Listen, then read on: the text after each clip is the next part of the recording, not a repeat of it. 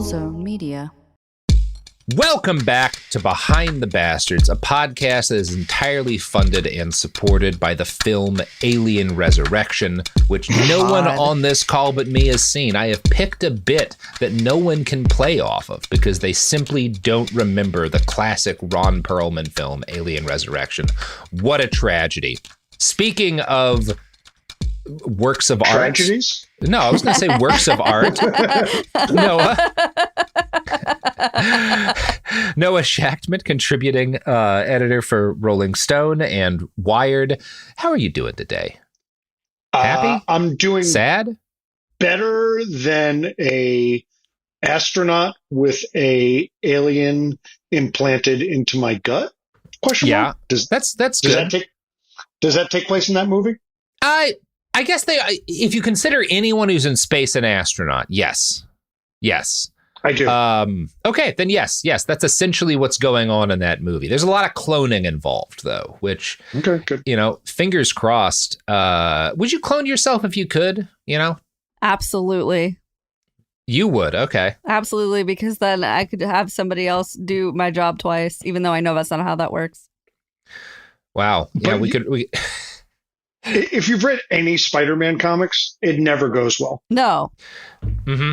And I do think that Spider-Man comics really are that's where I go to for my all of my cloning related information, specifically Spider-Man. I used to work for a guy that had cloned dogs. Really? Yeah. Oh, that's so weird to me. I would never clone my dog. I love my dog, but it wouldn't be her. I know it wouldn't be her. I'd be like, who's this imposter? Not Anderson.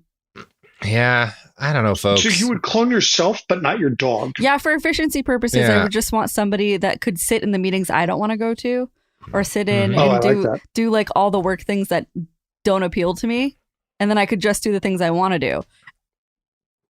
Mm-hmm. So the clone would have to grow up to be exactly your age and then slow down. Mm-hmm. Yeah.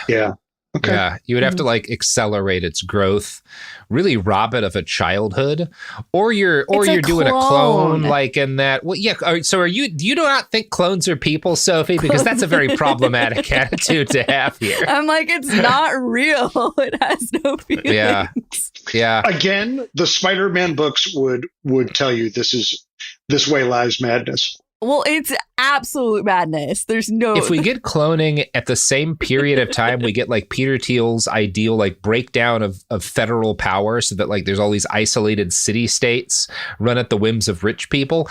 There's no way we will not get someone acting as a wellness influencer who starts an island where you can go hunt and murder a clone of yourself in order to gain unspecified mental health benefits.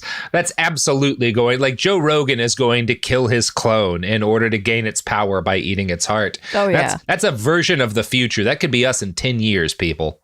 I feel like that's just called Austin, Texas. Yeah, it could be in Austin, Texas. I would say that's not a bad place to set it. I feel like that's happening right now. Yeah. Yeah.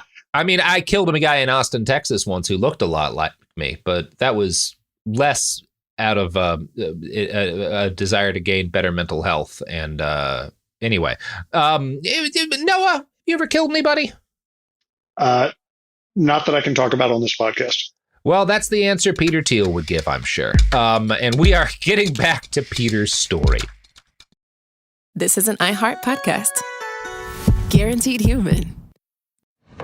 Looking for your next go-to smoke shop? Stop scrolling. I've got you. Headshop.com is the #1 online smoke shop, already trusted by over 100,000 happy smokers, just like you. They've got it all. Dab rigs, vaporizers, glass bongs, smoking pipes, even THCA flower, all in one place. Need a new daily driver? Grab a smooth glass bong or a classic smoking pipe. More of a concentrate fan? Their dab rigs, e-rigs, and wax accessories are designed for smoother, harder-hitting sessions. And yes, they've even got legal THC flower. Best part? Every order ships fast and discreet, which is why thousands of smokers keep coming back. So don't waste time hopping between shops. Shop the best in dab rigs, vaporizers, glass bongs, smoking pipes, and THCA flower right now at Headshop.com, the #1 online smoke shop. Headshop.com has what you need. Check it out today.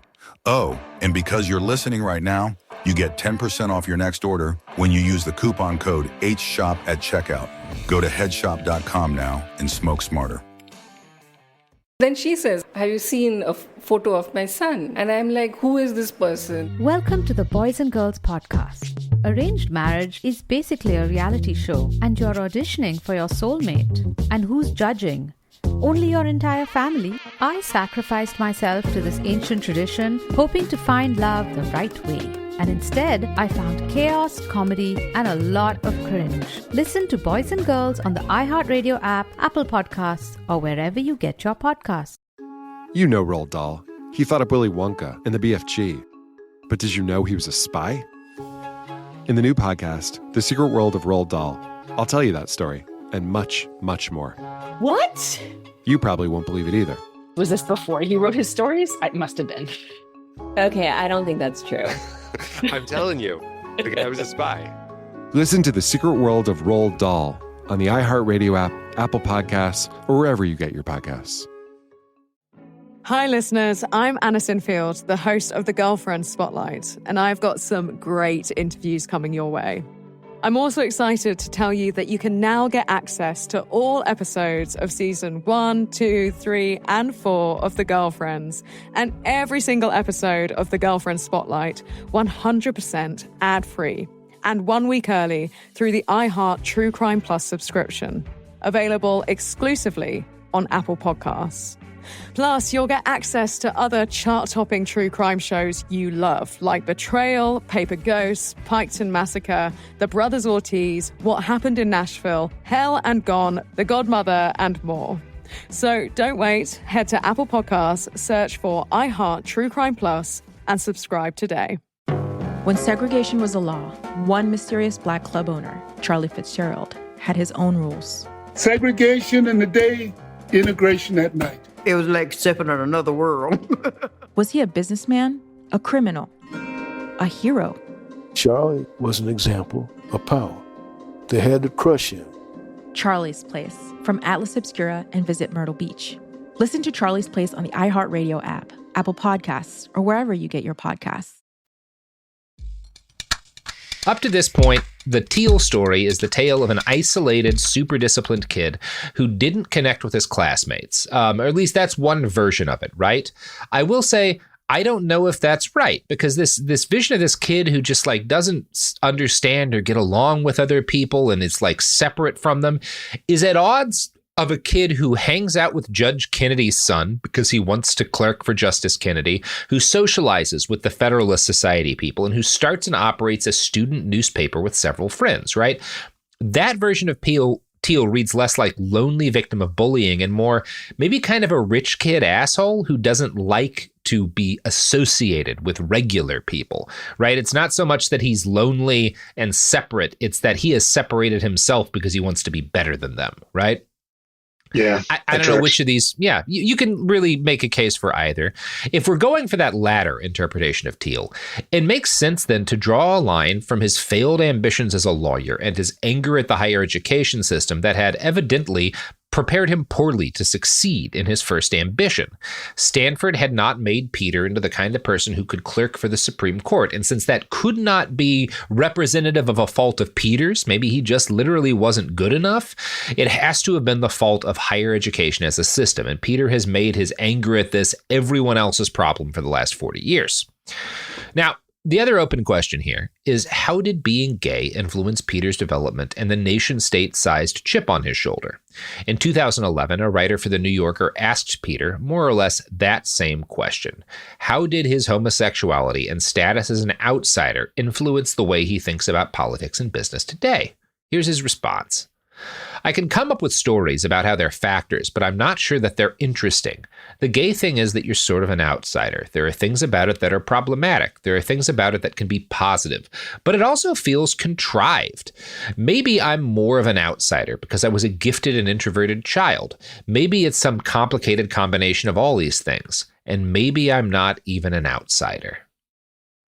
And I think that's interesting, where he's like, maybe I'm just kind of full of shit with you people. And like, I've never been an outsider. I just think I'm better than you. Right. And a lot of this is a crafted image of like this is a more sympathetic vision of me, right? Like he definitely takes some joy in playing the mastermind, manipulating the media.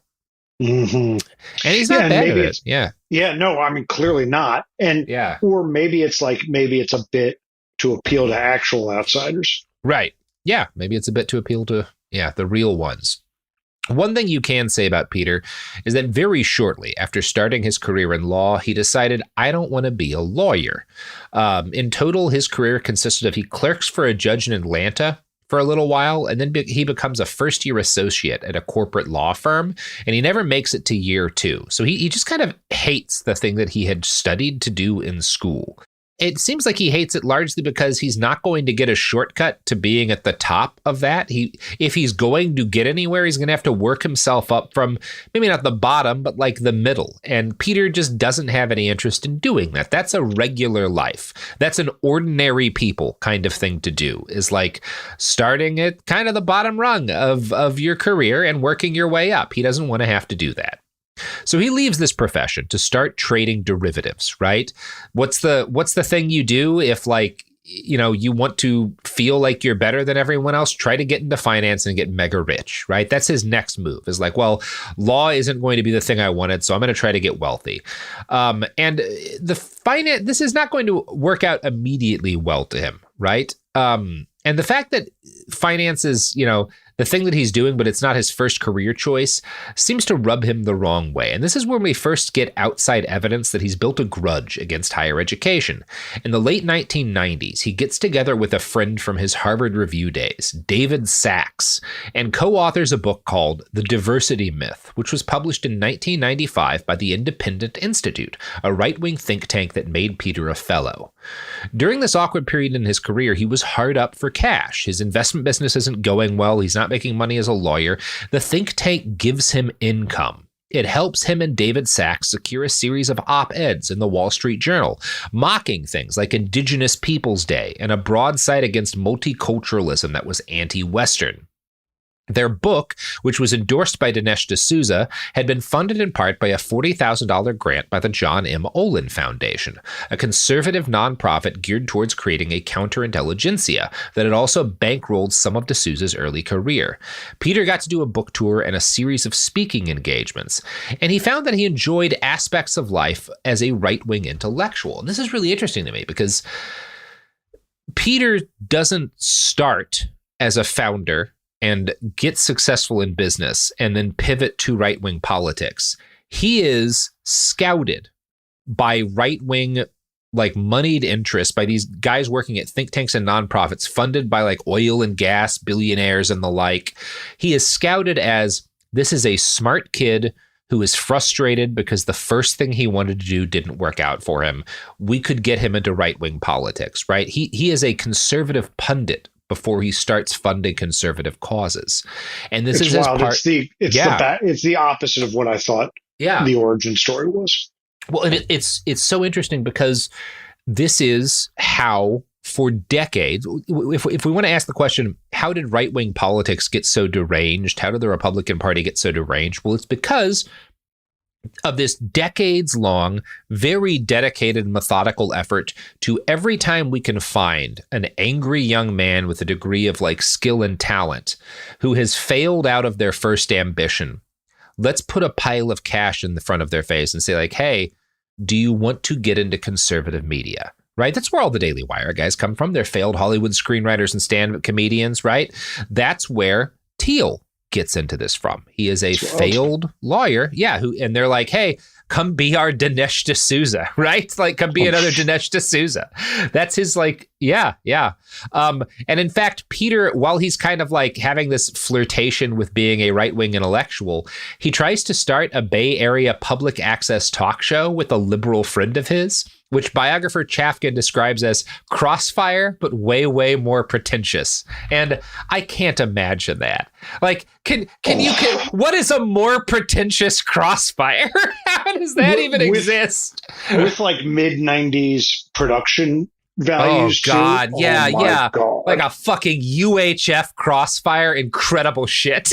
I desperately wish they'd gotten out like 8 episodes and those were on YouTube for me to just watch. Right? I want to see Peter Thiel's take on Crossfire. No, you think you want to see that? You definitely do not. No, I for sure don't. Yeah, you would definitely gouge out at least one, if not both eyes. Yeah, but I'd look good with an eye patch. That's true, but not 2.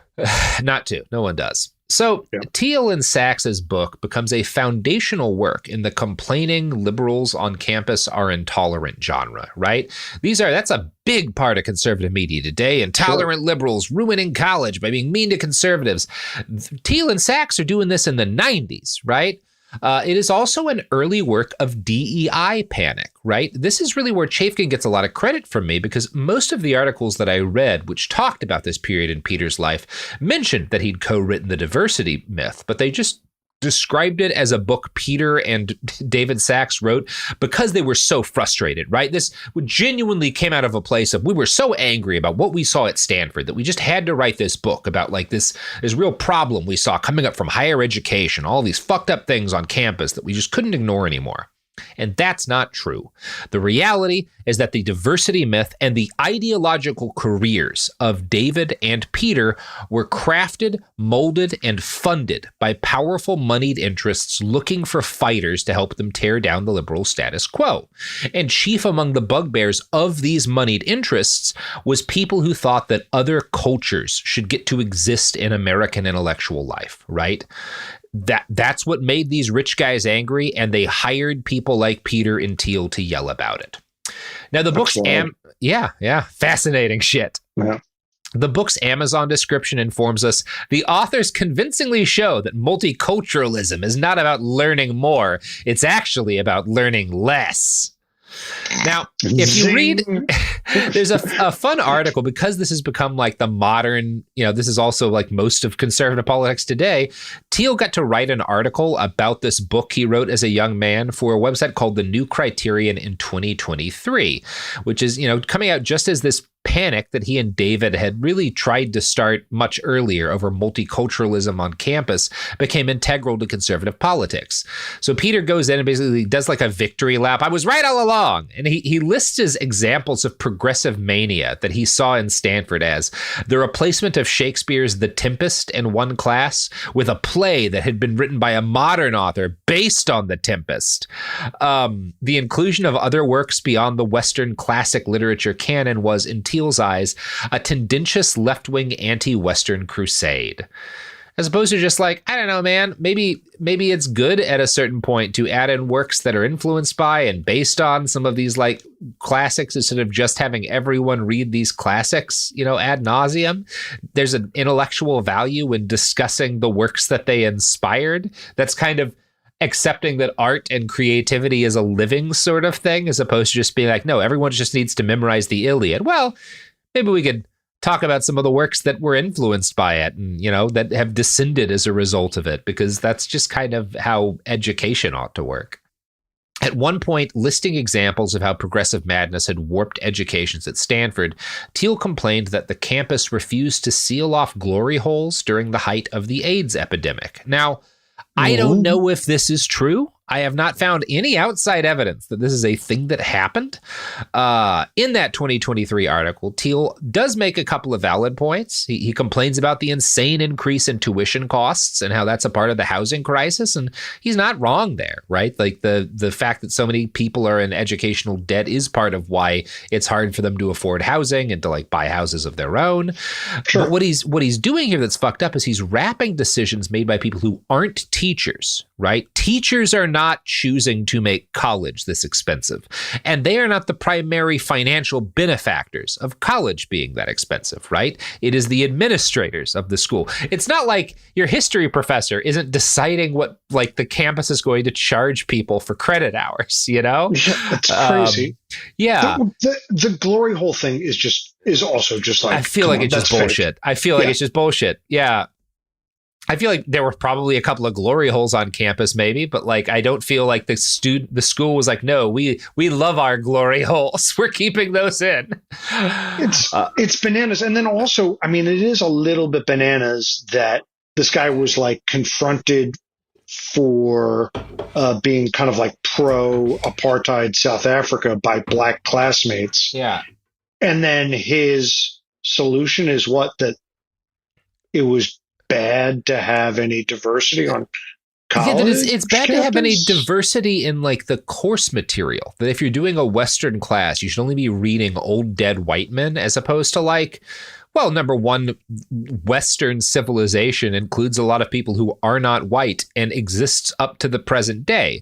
So it's actually very valid to say like, okay, Shakespeare is obviously part of the Western canon. Should we not also be looking at like some non-white authors who are in the Western canon, who are writing and pivoting off of works started by Shakespeare and influenced by him, right? Is that not a valid part of art education? Which I would say, well, yeah, that just seems like what you do, you know? I just do not believe that this guy is actually this angry about it. No. Well, and that's part of why I really appreciate what Chafkin does here, because like once you read like, oh, and all of this was funded by some like shady right-wing think tank that gave them 40 grand to write a book to like, because the funders hate colleges and liberal professors. Oh, okay. So this is made up, right? Like you were paid to be angry about this. That plays a role in why Peter is doing all of this, for sure. Yep. Alas, the late 1990s demanded more of Peter than a full-time devotion to the culture war trenches. After quitting his law career, he'd been forced to live with mom and dad for a while, which I think was a miserable experience for him. And then he'd finally managed to get himself set up in a shitty little apartment thanks to all of those think tank paychecks. Peter was not happy with this life. He was not about to live as a poor man or even just a moderately comfortable conservative intellectual. He wanted to be one of the rich founders, plucking a young angry men like he'd been from obscurity and funding them in their quest to write bullshit. And in order to become that kind of guy, the only way to make the money he needed was finance. So he decides he's going to launch a hedge fund from his friend, with a friend from his magazine days at Stanford, using money that he had begged from friends, family, and friends of family. Now, he'd been trying to trade derivatives up to this point, and that had not made him a bunch of money. The fact that he's able to get enough money from friends and family to start a hedge fund is evidence, again, this is not a poor kid. This is not even a middle-class kid, right? No matter what, a lot of profiles will be like, came from a middle-class family. I'm sorry. If your family has enough money for you to start a mutual fund with their donations, that ain't or a hedge fund, sorry. Like, that's not middle class, you know? You're not necessarily like millionaires, but your family and friends are of a different. Certainly, like if I had wanted to start a hedge fund at this age, my family and friends would not have been able to pay into it, right? Like they were struggling to pay rent. Peter was not initially good at running a hedge fund. In his first year operating, the NASDAQ went up by 40%, and Peter's fund lost money betting instead on currency. And part of this is because, this is something Chafkin points out, Peter is kind of obsessed with George Soros. And George, I think kind of around the time Peter's getting into hedge funds, makes a fortune shorting the British pound and like kind of fucks up the currency of an entire nation with his, you know, his betting, right? And Peter both hates Soros because they're very different ideologically, and also wants to be like him because he wants that kind of like, Soros is this right-wing bugbear, this like monster in their nightmares, and Peter wants to be that for the left, right? So he's betting on currency, but he's just not any fucking good at it. Right. So it gradually dawns on Peter that he probably isn't going to earn a reputation as one of the great hedge fund founders. And while he struggles with this, he watches the news, which is endlessly celebrating. This is the end of the 90s now, this parade of stories about guys like Mark Andreessen, who made early .com fortunes. Right. Peter's obsessing over this, and he's supplementing his income with lectures at Stanford. So he's writing about how evil the higher education system is and also reliant upon it for some of his money, when in 1998 at Stanford, he has a run-in with someone who would be a crucial part of the next and most profitable phase of his life. This someone's name was Max Levchin, and Max was a 23-year-old student at Peter's alma mater who showed up one day for a lecture on currency. The two hit it off and wound up talking about Peter's hedge fund. Max mentioned that he was considering an investment in a company that made software for Palm Pilots. Now, no, you know what a Palm Pilot was. Yes. I think I have to step back and explain this for our Zoomer audience because they're not going to have any fucking idea what I'm talking about. Imagine a smartphone that can't call people or text people or like map your way to it doesn't have a GPS.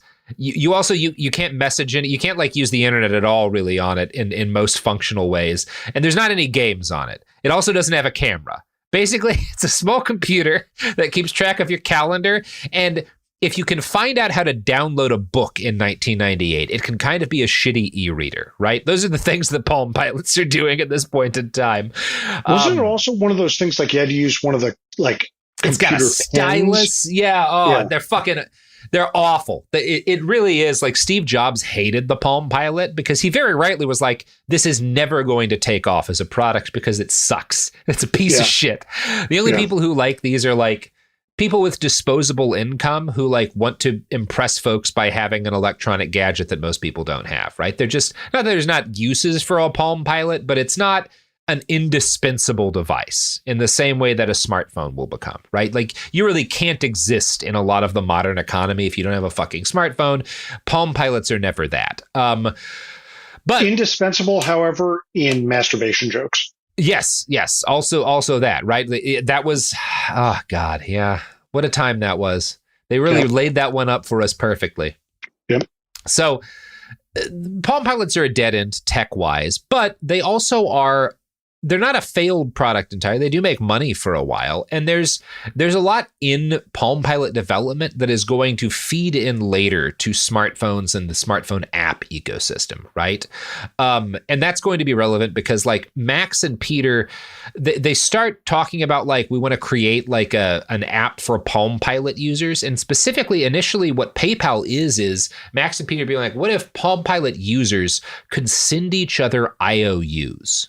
Right? Like, what if there was a way to do that?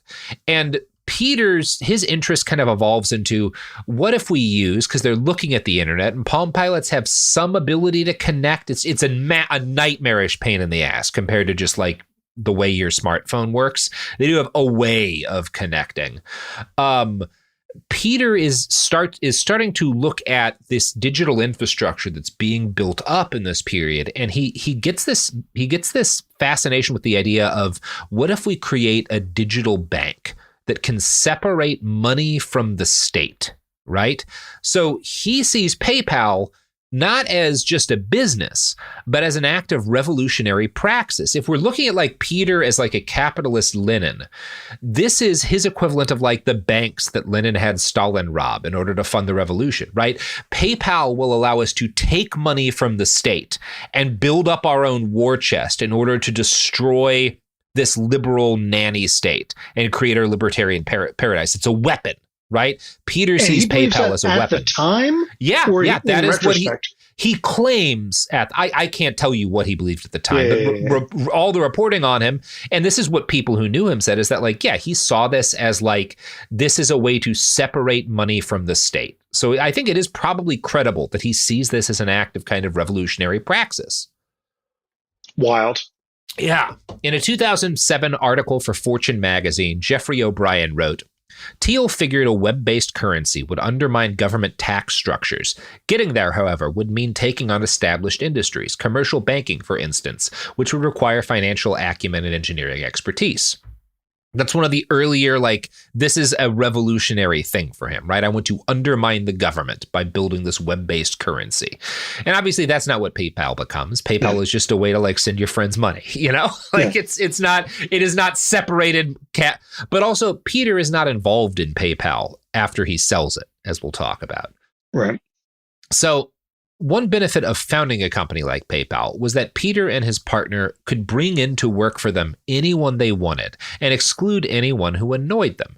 And as soon as the company gets off the ground, it becomes clear that like this is non-negotiable for Peter, right? Like a big reason why he likes the idea of being a founder is he can kind of make his own clubhouse and say, no girls allowed, right? And that's more literal than you might think. I'm going to read something that Levchin told Forbes in that 2007 interview. This guy came in and I asked what he liked to do for fun. He said, I really enjoy playing hoops. I said, we can't hire the guy. Everyone I knew in college who liked to play hoops was an idiot. Wow. No basketball guys. Yeah, that's Sophie incredible. would not have done well at PayPal. Nope. I know that hurts, Sophie. I know that you really had a lot riding on a PayPal career in 2007. So I'm sorry. Would have been before 2007. You know what else has a lot riding on a PayPal career, and I don't think it's going to work out for them, is our sources. Our sponsors? Sponsors. Jesus Christ. My head's not on straight today, Sophie. You can tell that. I mean, it's not much different than any other day, but yep. Well, hey, no, I'm normally breaking to ads. Looking for your next go-to smoke shop? Stop scrolling. I've got you. Headshop.com is the #1 online smoke shop, already trusted by over 100,000 happy smokers, just like you. They've got it all. Dab rigs, vaporizers, glass bongs, smoking pipes, even THCA flower, all in one place. Need a new daily driver? Grab a smooth glass bong or a classic smoking pipe. More of a concentrate fan? Their dab rigs, e-rigs, and wax accessories are designed for smoother, harder hitting sessions. And yes, they've even got legal THC flower. Best part? Every order ships fast and discreet, which is why thousands of smokers keep coming back. So don't waste time hopping between shops.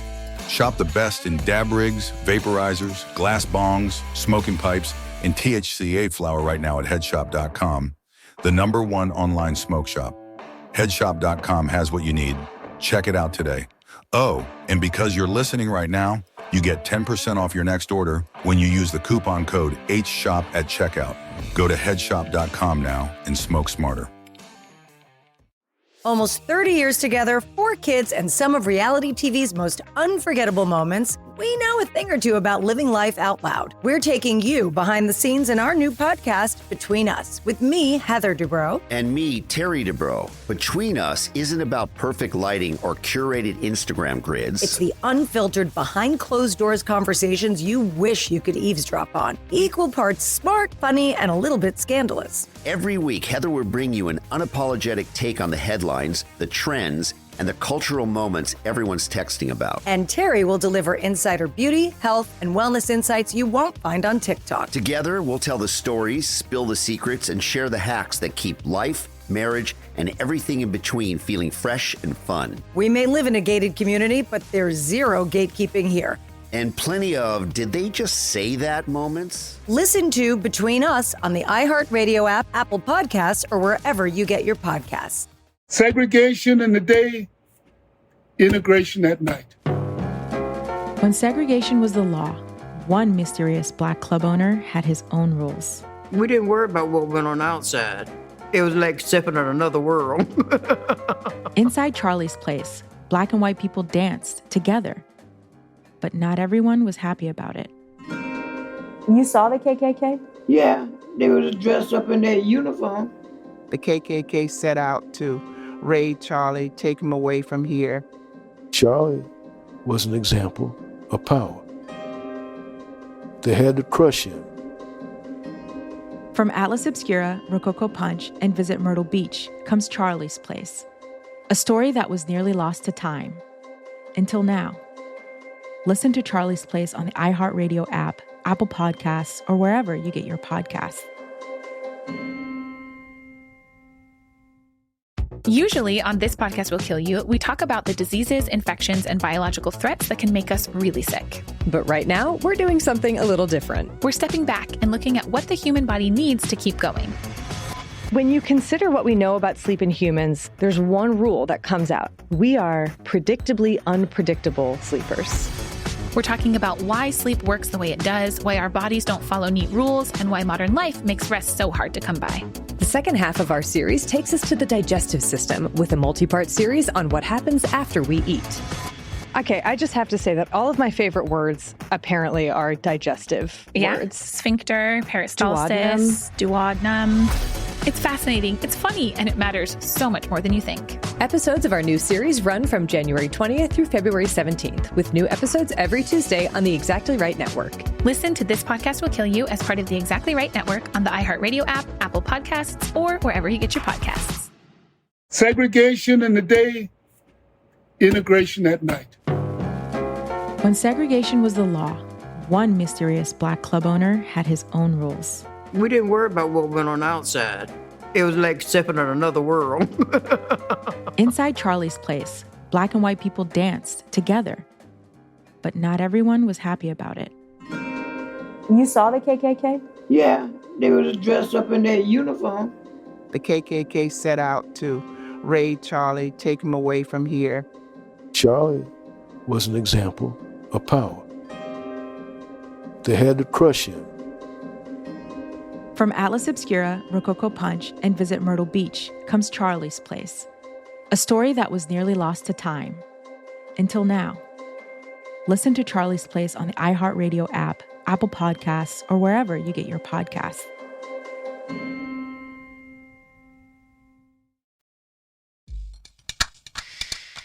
And we're back. Okay. Let's get back into the Peter Thiel story. Yep. So the early PayPal company culture is obsessed with work, but it also carries a little of Peter's growing antipathy towards college educations. One early employee claimed that the big difference between Google and PayPal was, quote, Google wanted to hire PhDs. PayPal wanted to hire people who got into PhD programs and dropped out. That is so interesting. Uh-huh. That is so interesting. Yeah.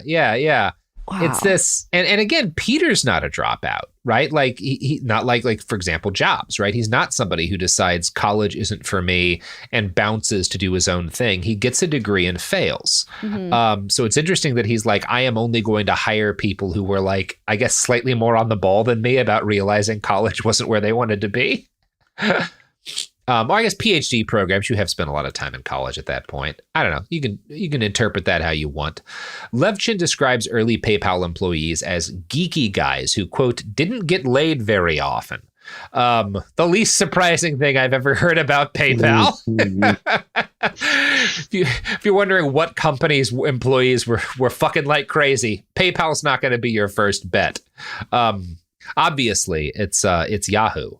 I was going to say Lycos, but nobody's going to remember Lycos either. So here's another quote from that Forbes article in the early days. When it came time to hire a high-ranking female engineer, she turned out to be bad at ping pong. Levchin took that as a lack of competitive flair, but grudgingly hired her anyway. She quit within 6 months. Peter never fails to rub that in, he grumbles. Oh, man. Peter, like, she can't play ping pong. There's no way she'll fit in here. I think you guys were just committed to making sure she wouldn't fit in there. Now, one thing I find interesting is that for all of Peter's obsession with hierarchy, particularly as the rest of the world is concerned, he doesn't appear to have actually been that kind of manager. In other words, he is not a like super dick, I have to be in charge, only my way or the highway kind of guy. He actually, a lot of people say, was kind of a very good manager in this period of time. I'm going to read another quote from Forbes here. His hallmark management MO at PayPal was the all-hands open book session. Customer logs, revenue flow, fraud losses, burn rate. He'd display it all for every employee to see. This access to information, coupled with the lack of offices, created a flat structure where any idea could win the day. And that's not a bad way. That's a very effective way of running things. That's probably part of why PayPal works out. And it's interesting to me that, like, as obsessed ideologically as he is with hierarchy, Peter tends to run things as more of like an open book, flat organizational structure where we're all just kind of sitting together and bullshitting and like arguing, and whoever can make the best point, that's the idea that takes off. That's interesting to me. As long as you're good at ping pong. As long as you fit into his idea of the elites that he wants, right? And maybe that is that I respect other people who I see as being at my level, and so I can work with them on a kind of approaching an even basis. Just I can't respect anyone else. Yeah, I think as long as you speak Orcish, play ping pong. Yeah. Yes, as long as you can read the runes on the gates of Moria and hate basketball, you can be in Peter's clubhouse. So you will know that around the same time this is all happening, a guy who's in the news occasionally, some of you may have heard of him, he's an obscure figure, but he comes up now and again, named Elon Musk, started another company named X.com. Now, not the social networking site that we all refer to by that name at all times, of course. No, this was actually a different company, an earlier X.com. And the gist of the story, I'm actually not going to talk a lot about Musk and Thiel at PayPal because in terms of like popular culture knowledge of these guys, half of it is the big fight that they had at PayPal, right? Musk and Thiel had both started payment companies that were doing very similar things, and the market was not big enough to support them both as independent companies. So they had to merge in order to be valid as a business, right? And the two don't get along and wind up like fighting, but like that's the thing that gets reported on all the time. I just don't think it's that interesting. It's also, as Behind the Bastards goes, the fact that Peter Thiel is a dick to Elon Musk. Not really evil to dislike Elon Musk. Yeah, this is Behind the Heroes here. Yeah, I feel like we can understand why Peter might not have gotten along with Elon Musk. But the basically what's happening here is that both of these companies, X and PayPal, are funded by a lot of VC money, and they're kind of lighting it on fire at this point.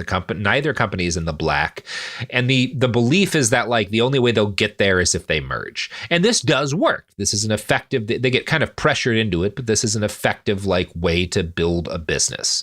Now Elon becomes the CEO. For a period of time. But he and Peter do not get along, and Peter orchestrates a coup against Musk while Elon is on vacation. I'd relate that in more detail, but again, who can blame him?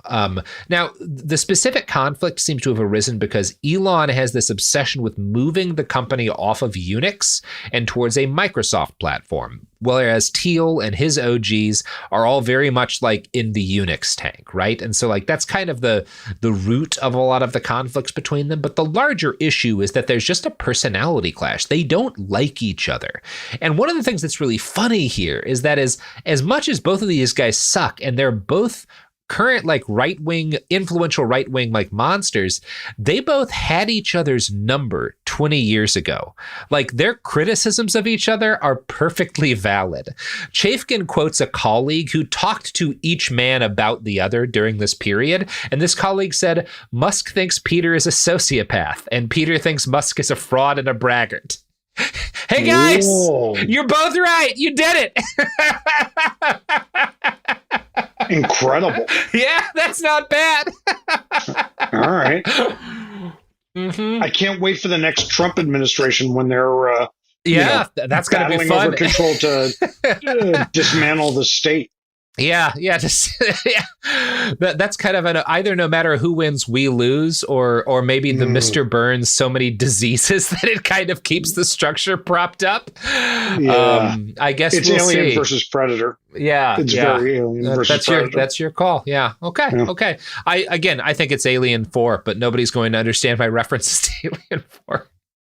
So I do think that you can probably understand all politics via one of the Alien movies. As long as it's not the David Fincher one, let's just keep Alien 3. Shovel that aside, Alien Resurrection, Aliens, all good politics. So yeah, I think it's funny that these guys very clearly get who each other is in such a strong way. And they seem to have had a little bit of a rapprochement, in part because Peter is later going to save SpaceX with an investment, kind of. But once Peter ousts Musk, the two are at arm's length and they hate each other for years, right? They are very clearly enemies for a while after this. Peter takes over from Musk as CEO, and in this role, he has a couple of strengths. He's noted by his employees as being a very supportive manager. He's the kind of guy who will give you a ton of freedom in the world to explore and try stuff out. Now, the downside of this is Peter actually doesn't like confrontation. He's terrible at firing people. If he brings someone in part because I think he mostly hires people he likes, if they're bad or they fuck up, he'll shuffle them around, but he doesn't tend to just let people go. He's really bad at that, actually, which is interesting to me. Now, one of the big successes PayPal has in this period as a result of Peter's management style is that they develop innovative technology aimed at fighting online fraud. From a fairly early point in the business, around the year 2000, PayPal had started dealing with Russian scammers, creating shell accounts with stolen credit card numbers using bots. It actually goes back quite a while. This is, again, happening before 9/11. Thiel didn't want to crack down on this in a way that would make the service harder to use, because it being easy to use was part of the appeal, right? So instead, what they needed to do was actually figure out where these networks were and shut down the networks surgically. So he has Levchin design a program that forced users to copy letters displayed over a background that made them impossible for machines to read. This becomes the CAPTCHA system, right? We all know that comes out of PayPal. Levchin is the guy who codes it, but Thiel is a big part of like why we get CAPTCHA. Now, that's obviously very influential. We've all had to do, God knows, an infinite number of these fucking things. But that innovation alone only puts a dent in the online fraud problem.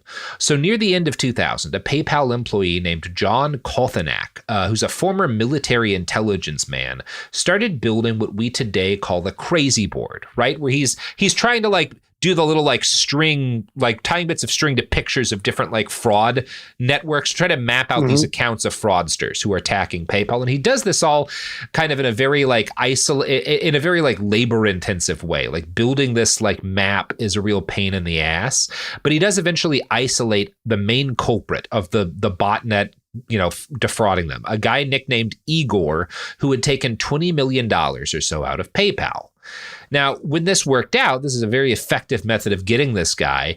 They decide, we need a way to automate this process, right? It's too slow to build a crazy board the way Kothanek had. So let's have Levchin code a system by which you can map out links between different groups of bad actors. So you can build an actual physical understanding of these networks in real time, right? This app to build this kind of a crazy board system is what becomes Palantir, right? Whoa. I had no idea. Levchin calls the program Igor because of this guy that Kothanek had caught, and he builds this program, and it's for PayPal to stop fraud. This is what becomes Palantir. This is the core of Palantir, right? It comes from Igor. Yeah. Very interesting stuff. No idea. Yes. And we will be talking a lot about Palantir in part 3. Thiel's management style. So again, if you're looking at this is both you should be hearing that dun, dun, dun, dun, dun, dun music. Yeah. We can see the evil coming up here. But also, this is evidence that Peter's management style isn't bad. These are effective outcomes that make a lot of money, right? He is capable of motivating and managing people and giving them the freedom they need to innovate. That you have to acknowledge that about the guy. Totally. Yeah. But that said, he also has a lot of blind spots. And these are well described in this quote from that Forbes article in 2007.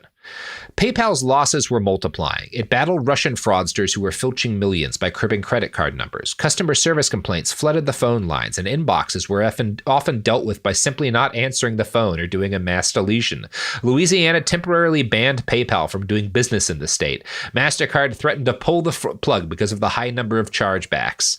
Peter Thiel didn't know what a chargeback was, said Jawed Karim, an early engineer who went on to found YouTube with fellow alumni Chad Hurley and Steve Chin, and then sell it to Google. That's one of the fundamental things of any credit card payment system. Chargebacks almost killed the company.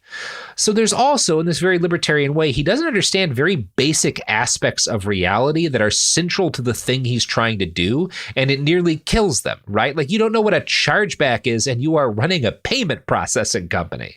That's a big blind spot, right? I know what a chargeback is, and I'm just a guy who was bad at having a credit card, Right. But he's not very far removed from just being a pundit. Yeah. Right. And when you understand that as his background, right, that he doesn't really have a life outside of not making it as a lawyer and then being a right-wing pundit, well, I get why you've got some blind spots, Peter. Yeah. So that's really interesting about the Palantir part. That they grew a giant company, almost by accident out of this other one. Yeah.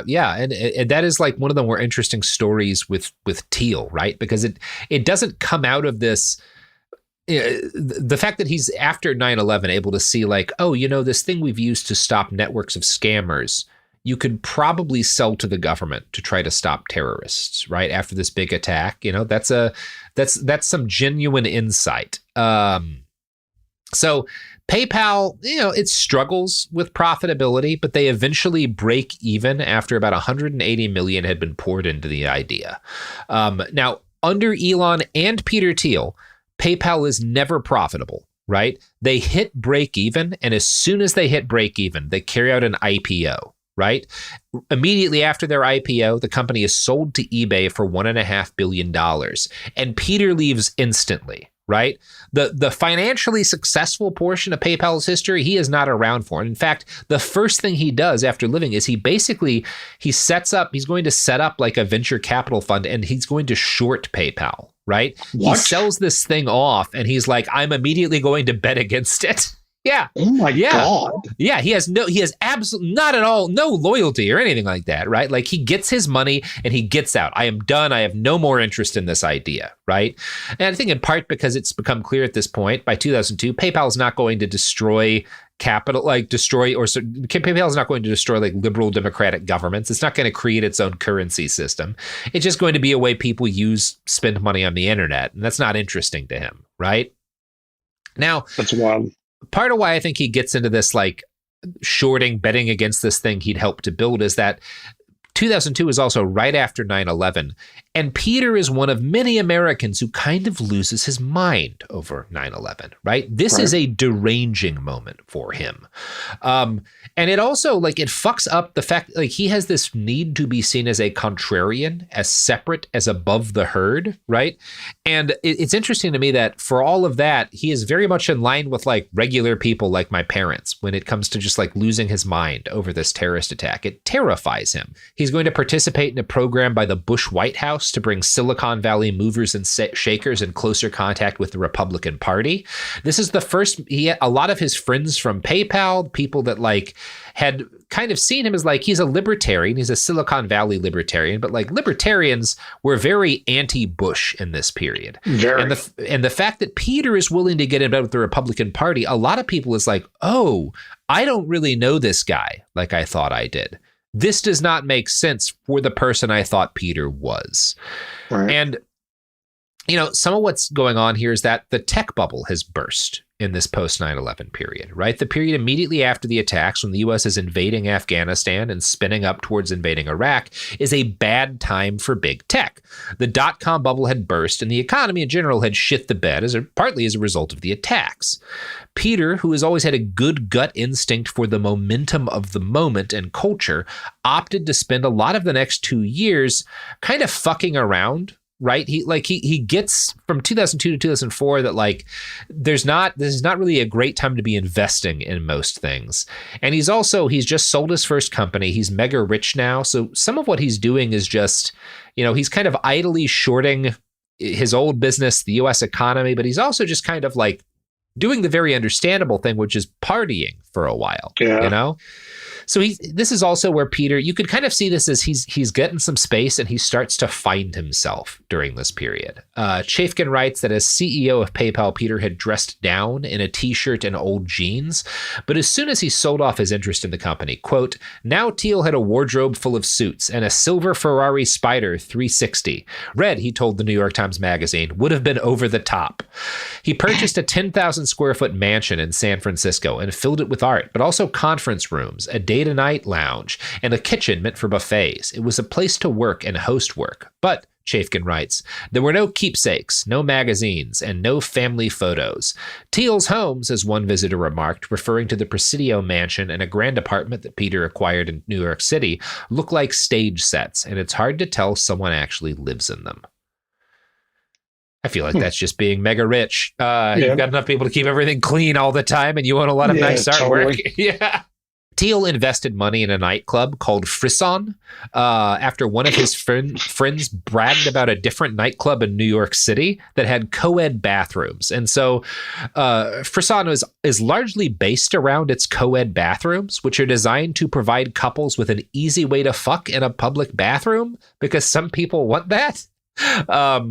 that's at least, the allegation from Chafkin's book that like he builds this night because a friend is like, yeah, there's this fucking club in New York and you can have sex with your girlfriend in the bathrooms. And Peter's like, I need to own one of those in the West Coast. That's so Silicon Valley. It's like, yeah.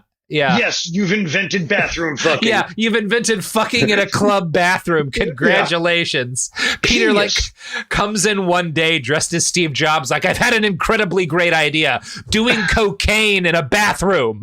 Oh my God. This is going to revolutionize partying as a rich guy. Also, Frisson is like the name of like a USA Network's like rom-coms version of a club. Yeah. It's like that's where the guys from Suits went to. Yeah, definitely. Now it also hosted fine dining, and I gotta say it works for a while, although in a way that's creepy in retrospect. Chafkin makes hay out of the celebrities that became regulars. Quote, Lars Ulrich, Robert Redford, Kevin Spacey. What a party! I mean, Robert Redford, cool. Fine. Yeah, Robert Redford, he's really the super sandwich. Cool. Yeah, super cool. Yeah. Lars Ulrich and Kevin Spacey. Lars Ulrich like in the period. Oh, God. Because it's also that's like page 47 in an indictment. Yeah. Lars Ulrich and Kevin Spacey. God. Because, that's like peak angry at fucking Napster Lars Ulrich. And I'm not going to make allegations about Kevin Spacey, given how litigious he is, but like read something about Kevin Spacey. Just read something about Kevin Spacey and then make a guess as to what's going on in the bathrooms of Frisson. Yikes. Casting for great movies, obviously.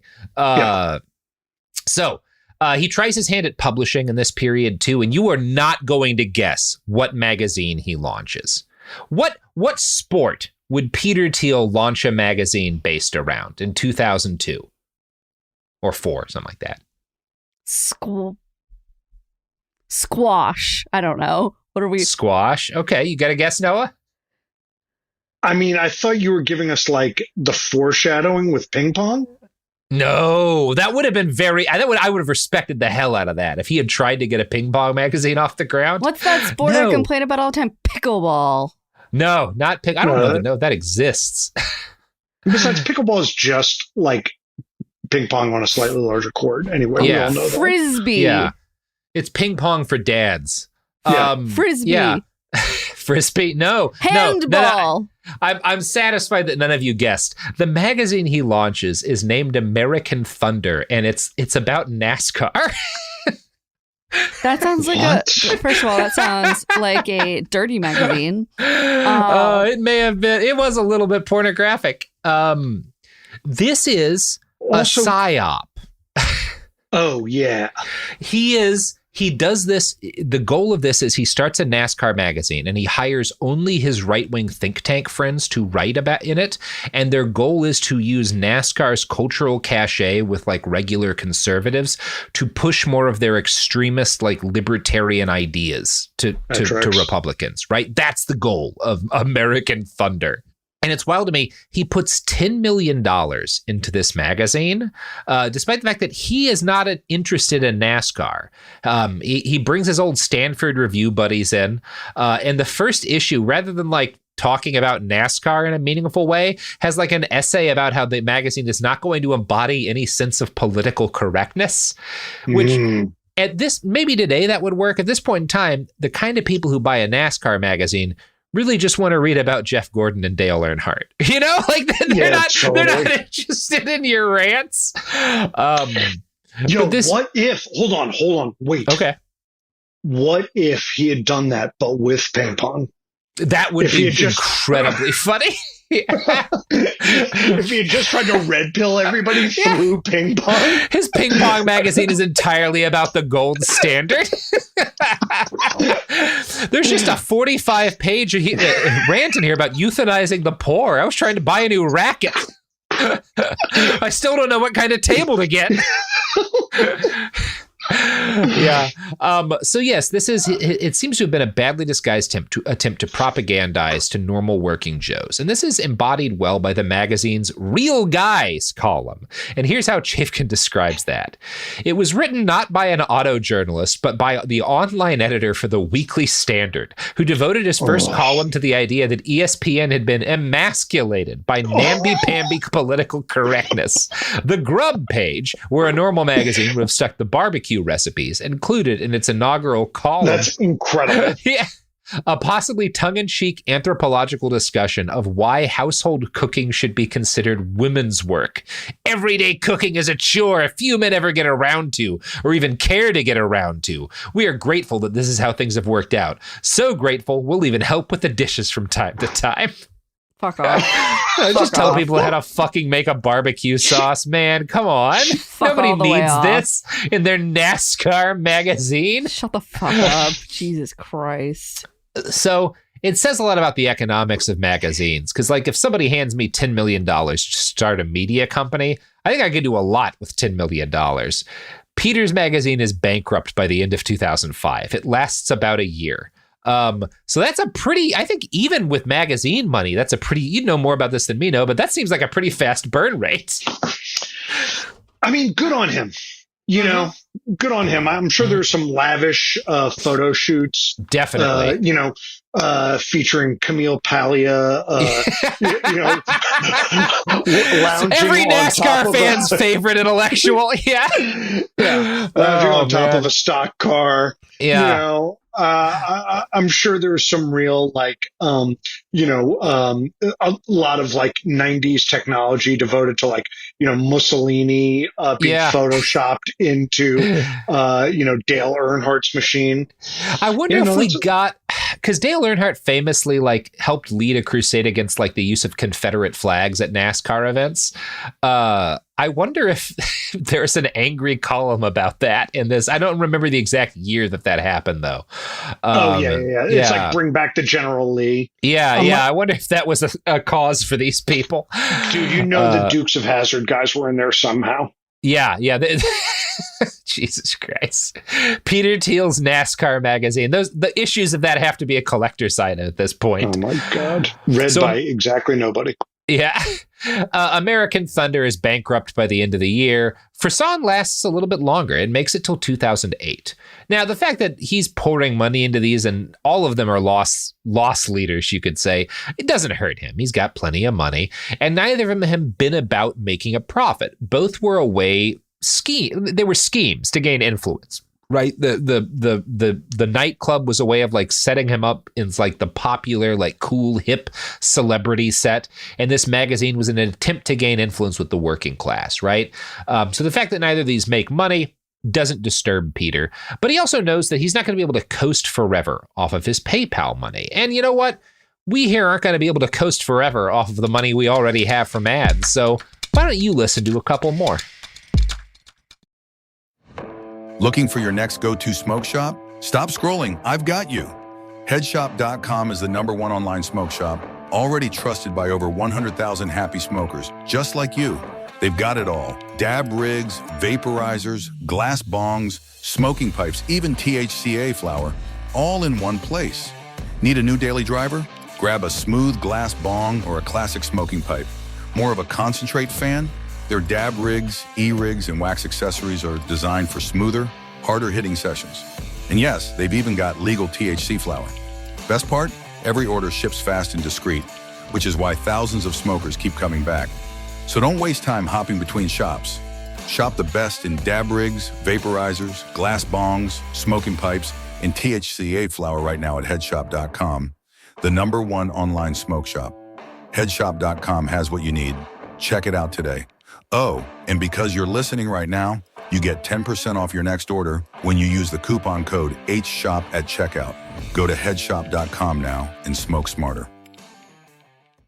Almost 30 years together, 4 kids, and some of reality TV's most unforgettable moments. we know a thing or two about living life out loud. We're taking you behind the scenes in our new podcast, Between Us, with me, Heather Dubrow. And me, Terry Dubrow. Between Us isn't about perfect lighting or curated Instagram grids. It's the unfiltered, behind closed doors conversations you wish you could eavesdrop on. Equal parts smart, funny, and a little bit scandalous. Every week, Heather will bring you an unapologetic take on the headlines, the trends, and the cultural moments everyone's texting about. And Terry will deliver insider beauty, health, and wellness insights you won't find on TikTok. Together, we'll tell the stories, spill the secrets, and share the hacks that keep life, marriage, and everything in between feeling fresh and fun. We may live in a gated community, but there's zero gatekeeping here.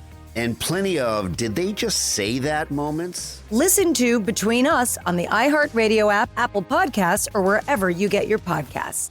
Segregation in the day, integration at night. When segregation was the law, one mysterious black club owner had his own rules. We didn't worry about what went on outside. It was like stepping in another world. Inside Charlie's place, black and white people danced together.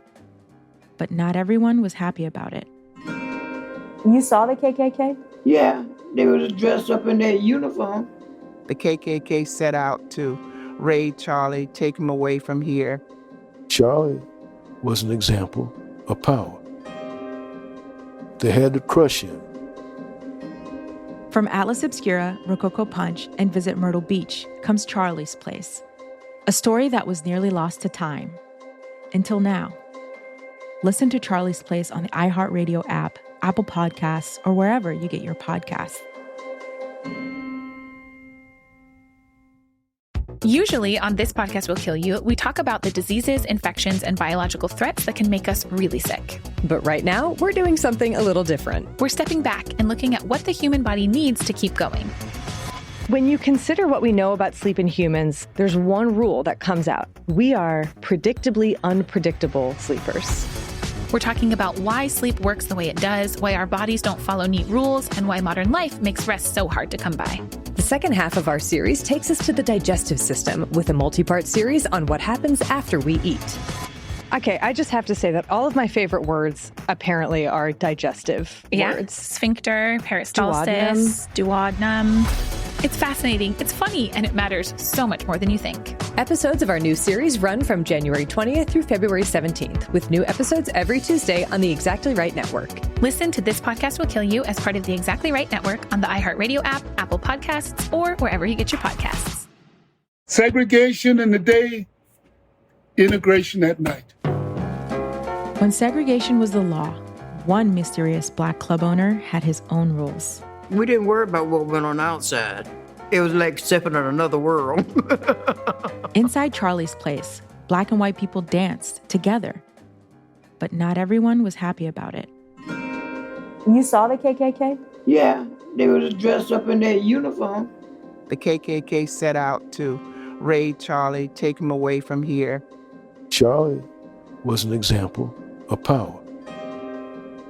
They had to crush him. From Atlas Obscura, Rococo Punch, and Visit Myrtle Beach comes Charlie's Place. A story that was nearly lost to time. Until now. Listen to Charlie's Place on the iHeartRadio app, Apple Podcasts, or wherever you get your podcasts.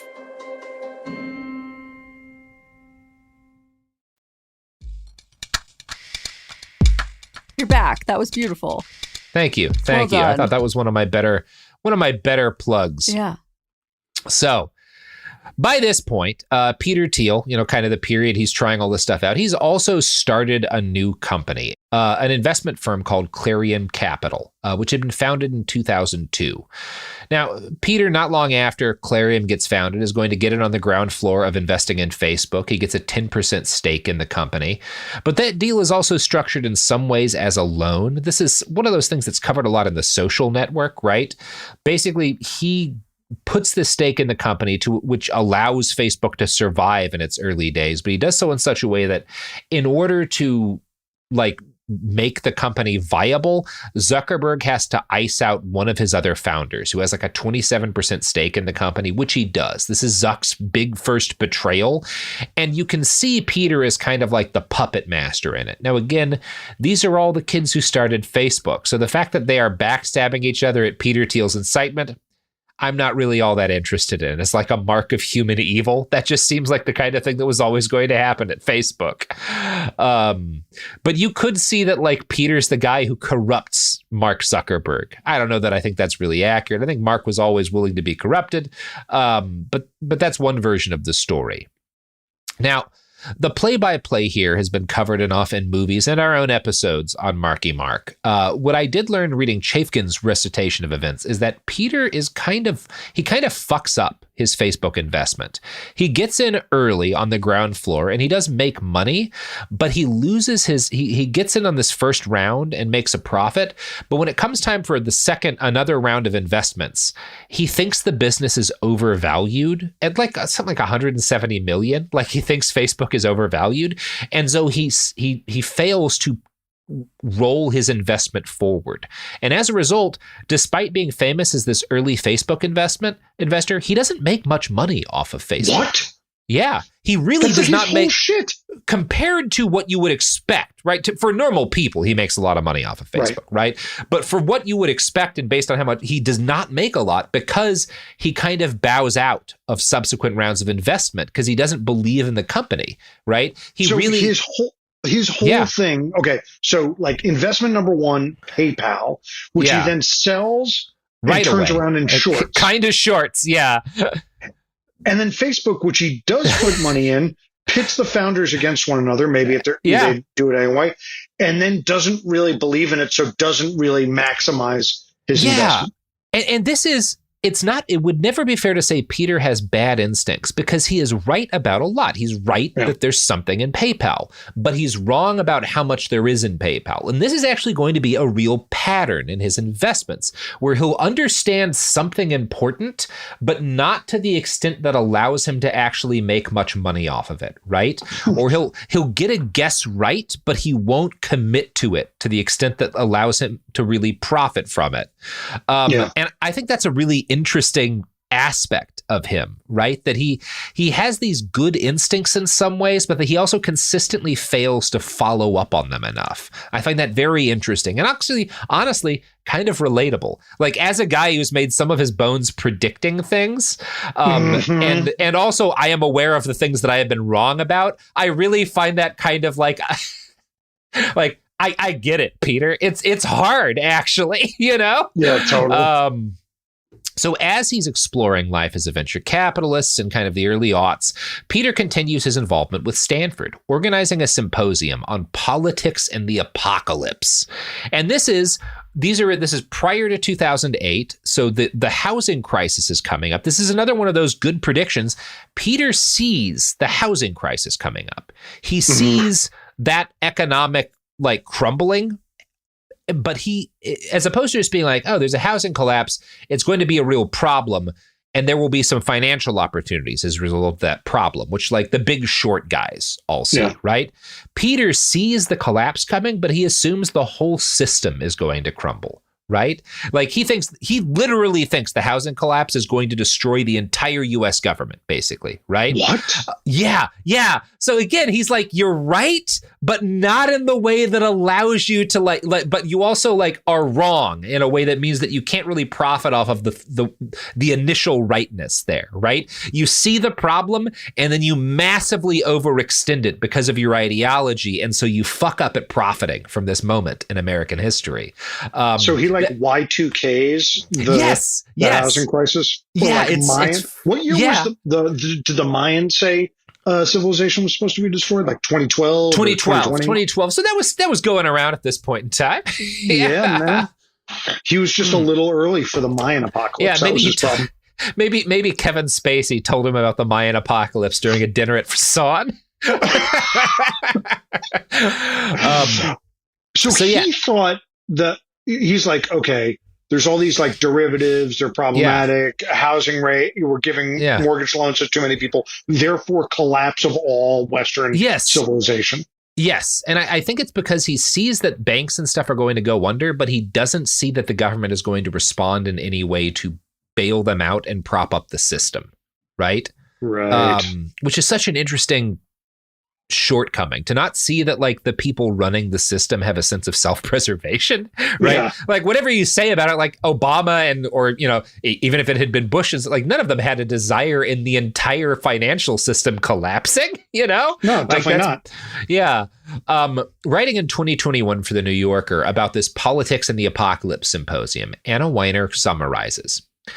Thiel's contribution, later published in an essay titled The Straussian Moment, was built on the premise that September 11th had upended the entire political and military framework of the 19th and 20th centuries, demanding a re-examination of the foundations of modern politics. The essay drew from a grab bag of thinkers. It mediated on Thomas Hobbes and John Locke, and then combined ideas from the conservative political theorists Leo Strauss and Carl Schmitt, who wrote about the inadequacies of liberal democracy, with the work of Girard to offer a diagnosis of modernity. A religious war has been brought to a land that no longer cares for religious wars, Thiel wrote. Today, mere self-preservation forces all of us to look at the world anew, to think strange new thoughts, and thereby to awaken from that very long and profitable period of intellectual slumber and amnesia that is so misleadingly called the Enlightenment. And there's so much there. There's so much there. First of all, this guy is fucking messy. Yeah, you know, he's like so messy. This guy is out of fucking control. It's like the whole point of terrorism is to overreact. And this guy wants to overreact. We have to overreact. Yeah. Yeah. It's so hard that he wants to overturn the Enlightenment. Yeah. It's like, what the fuck, man? I think it's because he's writing about like America doesn't care for religious wars, but we've been forced ones. Like, but Peter, you're a Christian culture warrior, right? Like you have these very weird ideas about Christianity and morality that you are kind of trying to force on people through your politics. That's a religious war, right? Like to say that America doesn't care for religious wars and then to look out at 2020's U.S. politics is a wild thing, right? And it's just a fascinating statement for him to make, right? This idea that like, yeah. I mean, look, all the problems that we had after 9/11, or a lot of them, were because fragile men like him overreacted, freaked the fuck out, treated it like a religious war rather than as, you know, some kind of act of terrorism, treated it as some kind of like apocalyptic conflict. Yeah, we have to engage in this clash. Yeah. Oh my God. Yeah, it is. That's part of what's interesting to me is that, again, for all his desire to be seen as this like contrarian standing apart from the herd, he's just a neocon. Like at this period, at least, like, how else do you look at this, right? Because like a big part of him after this point and in this post-PayPal period is he's still scared and frightened of 9/11. And he is obsessed with the idea that 9/11 has proved we need to give up freedom for security. This is where he really jettisons a lot of those libertarian ideas, right? He describes the ACLU's attempt to protect civil liberties in the post-9/11 period as an unviable anachronism. He acknowledges that the 20th century included a great deal of programs that claimed to exist economically to develop the third world, but really just extracted or put more cash in the hands of dictators. But he also argues that this doesn't explain why people from the global South would want to attack the West. His reasoning, his way of looking at Osama bin Laden, is that this is a rich kid, right? And so all of these arguments about how like we can stop terrorism and we can stop these kind of conflicts between the West and other parts of the world by increasing economic development in those areas are bullshit because Osama bin Laden was rich. And like, what? like the fact that Osama did not start the conflict that he was a part of here, right? And like the fact that he was a rich kid, it makes sense in the way that like you, Peter, were a rich kid who decided that you want to destroy democracy, right? Like that is the class of people who tend to become revolutionaries often come from a degree of financial privilege because those are the people who have the time and the space to think about stuff like overthrowing the system, and who have the resources to go about doing it. This is not an uncommon story in history. The fact that bin Laden becomes this kind of guy is no weirder than the fact that Peter becomes this kind of guy, right? Game recognizes game. Game recognizes game. And like the fact that Osama bin Laden was not an aggrieved poor person doesn't mean that the economic betrayal of the global South isn't an important factor in geopolitical instability. It's a lot of what Peter says is that like you can't stop instability and conflict by helping to improve living standards in poor countries because Osama bin Laden did 9/11. Fucking nuts. It's like now, two sentences that have nothing to do with one another. Okay, Peter. It's unbelievable. It's shot, and it's such bushy and logic. Again, for this guy who really wants to stand apart from the herd, this is just the kind of shit my parents were saying in 2005. It's also like completely wild that then this guy goes on to basically be like one of Glenn Greenwald's big backers, right? Oh yeah. Yeah, it's like some weird, like twisted horseshoe. Yeah. Also, it's like this guy. So this guy is basically just like more Christian Dick Cheney, more techie Dick Cheney.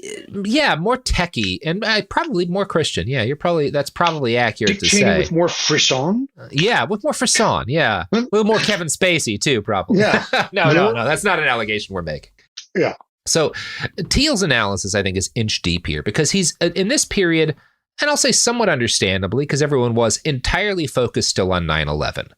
Now, the problem for Peter is that, and this is kind of what bin Laden, like Peter falls into bin Laden's trap perfectly here. He sees 9/11 as this singular incident, and it clearly terrifies him. And he writes that this proved to him and proved to the world that, quote, a tiny number of people could inflict unprecedented levels of damage and death.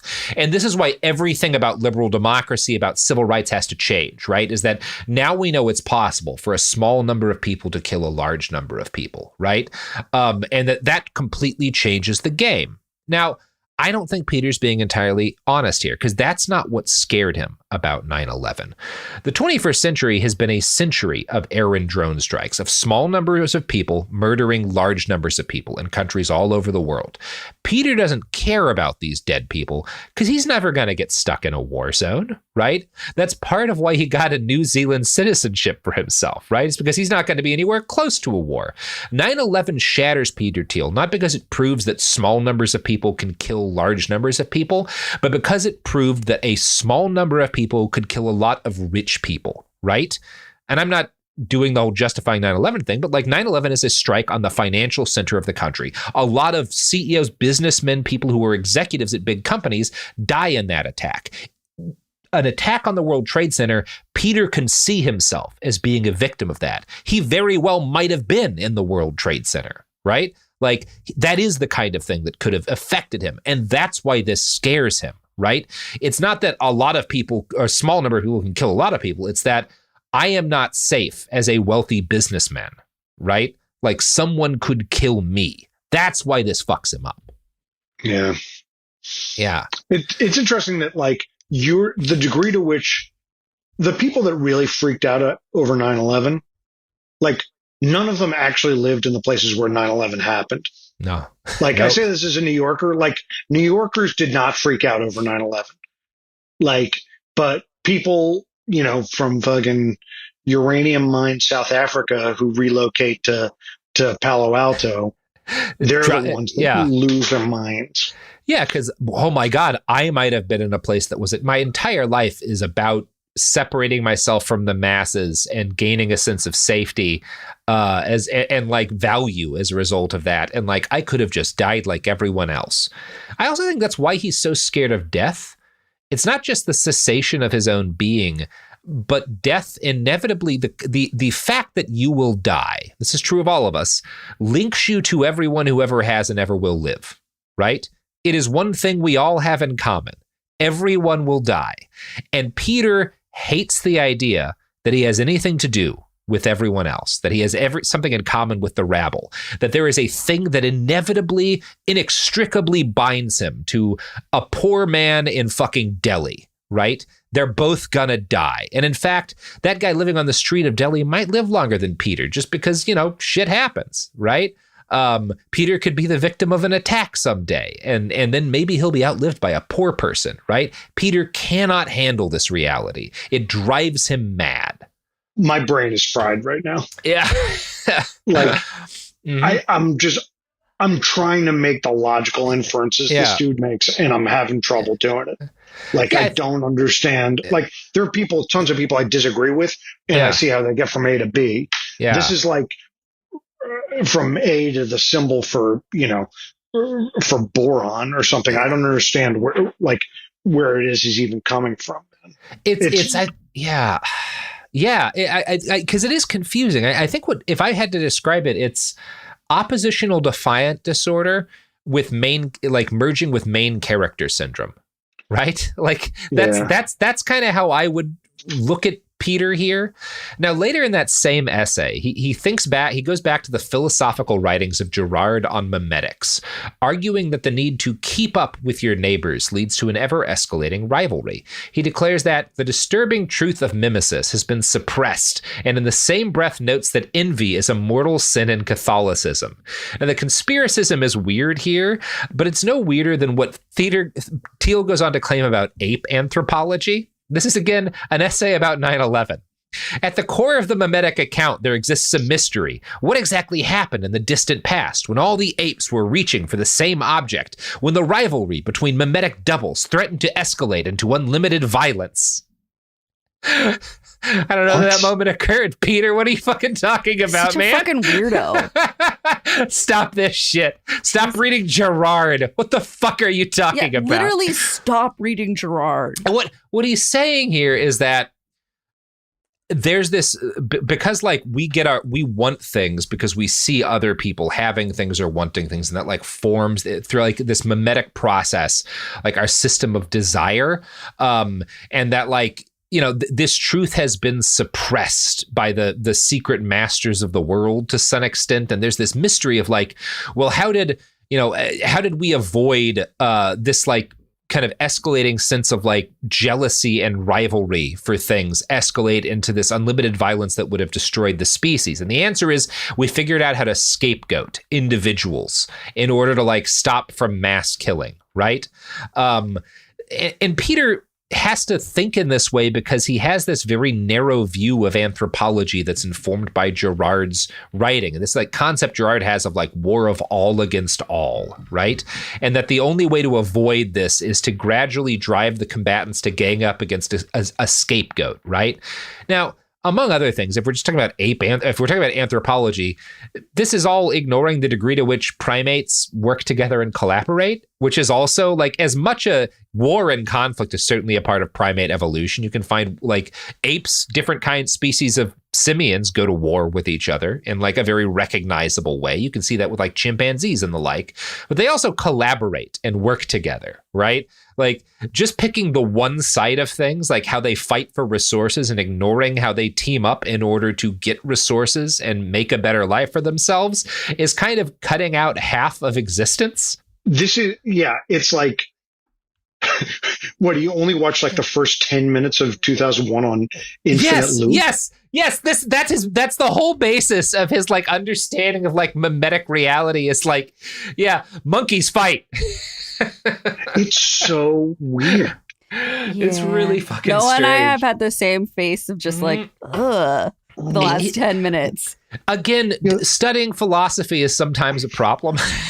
This guy needs to take one walk in the woods. Yeah. This guy needs to I don't know, read one other book. It's the fucking having that experience of if he'd been in a car wreck as a younger man and had a bystander come and pull him out of the wreck, could have changed his whole impression of humanity. But instead he's we're all apes and we need a scapegoat. Everyone's going to break down and be fighting and killing each other unless we and you kind of get the idea that so this war against Islam you see as a scapegoat, and maybe now these kind of attacks your kind of working on against like the trans community, against all these different enemies of conservatism. You see this as like, I have to give people a scapegoat in order to stop them from taking the things I have, because they're going to want the things I have, because like they've been influenced mimetically to desire the same things that, you know, I have received. I think that's like a really kind of a core aspect of his understanding of how the world works. Such a strange person.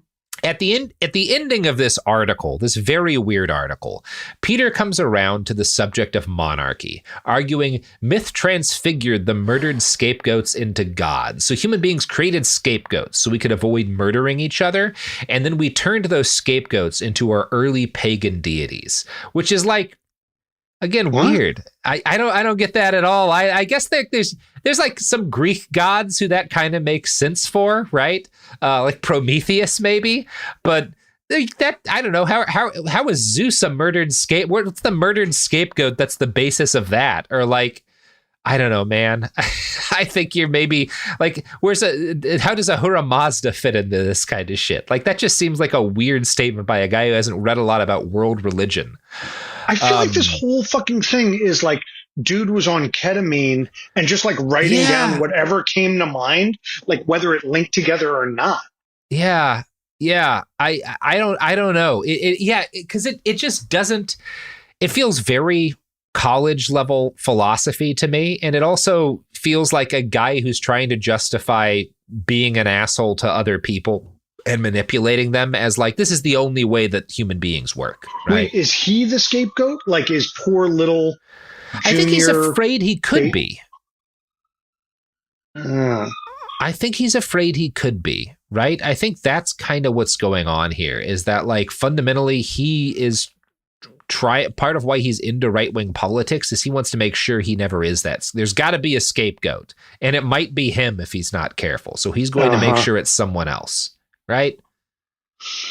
So it's cruelty is the point, but like in a good way. Yeah. Yep. I think that might be it. Anyway. This is the stunned silence that me and Sophie are in right now. Just because, I mean, this is fucking dark and weird even for this show. I'm sorry. Yeah, it's getting into Peter Thiel's head is not a comfortable place to be. I don't like it here. Yeah. No. He's not just a weirdo. He's a sicko. He's a sicko. Ugh. Or all of this is part of some cunning lie that he told a bunch of interviewers over years, in which case he's even more of a sicko. Yeah, I was going to say sicko times 2. Ugh. Yeah. Then he's like Stephen King. Yeah. Then he's creating like that weird hotel in Colorado or whatever. Yeah. He's not Stephen King. Nobody's Stephen King. Stephen King isn't even Stephen King. Not since he quit the blow. Well. That's why we're not going to get a Cujo sequel anytime soon. Unless there's already been a Cujo sequel. Yeah. Oh, I do want to see Peter Thiel write a Cujo sequel. There you go. That's a good suggestion. Oh man, that could have been his. That might have been what would have made him happy. And what? We're only halfway through this saga, Robert. You still have multiple. Oh, cool. We haven't even gotten really to Palantir. We've just laid the groundwork. Wait, maybe Trump is Cujo too. Yeah, Trump's his Cujo. That's right. And that Peter Thiel doesn't remember writing him. Yeah. It's my favorite Stephen King fact. Wait, is that true? Yeah. I think the quote from him was something like, Cujo's a great book. I wish I could remember writing it. It was when he was really on the stuff, you know? Good for him. Yeah, hell yeah, man. That's how you know you're one of the greats. If you write Cujo while fucking snowblind. That's incredible. Yeah. That's fucking awesome. Everyone go read the Stephen King book. Noah, you got anything you want to push? No, you can find me at Noah Shachtman. That's NoahShachtman on your social platforms. I write for a bunch of different places, Rolling Stone, Wired, and New York Mag, and even got something for the Times coming up. Hell yeah. Yeah. Excited has to nothing read to do it. with Peter Thiel, thank God. No. And listen, folks, if you're at home, don't do cocaine. Just go to your nearest gas station and ask them for whatever pill has the most amphetamines in it. Or then don't. buy that. Or don't. Take it. There's one called Addies, like Adderall, but it's just a shitload of caffeine and B12. What? Oh, yeah. The kind of shit that's legal to sell as energy pills is amazing. Wow. On that What's note, up with Kratom? Kratom? Oh, Kratom's the best. Robert loves the Kratom. So imagine if someone took OxyContin and then just made it so it couldn't easily kill you. And also it was sold unregulated in every gas station in the United States. That's Kratom. Wow. It's good stuff. Yeah, it's what I take it all the time. He it's loves great. he loves the Kratom. It's wonderful. Wait, really? Yeah. He loves the Kratom. It's a little bit caffeine, a little bit painkillery, but it won't shut down your lungs. Like it's not a central nervous system depressant.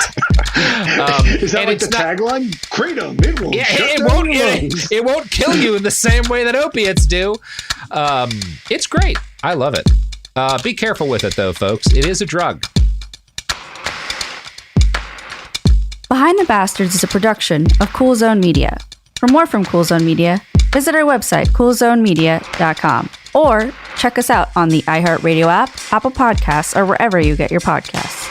Behind the Bastards is now available on YouTube. New episodes every Wednesday and Friday. Subscribe to our channel, youtube.com/@BehindTheBastards. Looking for your next go-to smoke shop? Stop scrolling. I've got you. Headshop.com is the #1 online smoke shop, already trusted by over 100,000 happy smokers, just like you. They've got it all. Dab rigs, vaporizers, glass bongs, smoking pipes, even THCA flower, all in one place. Need a new daily driver? Grab a smooth glass bong or a classic smoking pipe. More of a concentrate fan? Their dab rigs, e-rigs, and wax accessories are designed for smoother, harder-hitting sessions. And yes, they've even got legal THC flower. Best part? Every order ships fast and discreet, which is why thousands of smokers keep coming back. So don't waste time hopping between shops. Shop the best in dab rigs, vaporizers, glass bongs, smoking pipes, and THCA flower right now at headshop.com, the #1 online smoke shop. Headshop.com has what you need. Check it out today. Oh, and because you're listening right now, you get 10% off your next order when you use the coupon code HSHOP at checkout.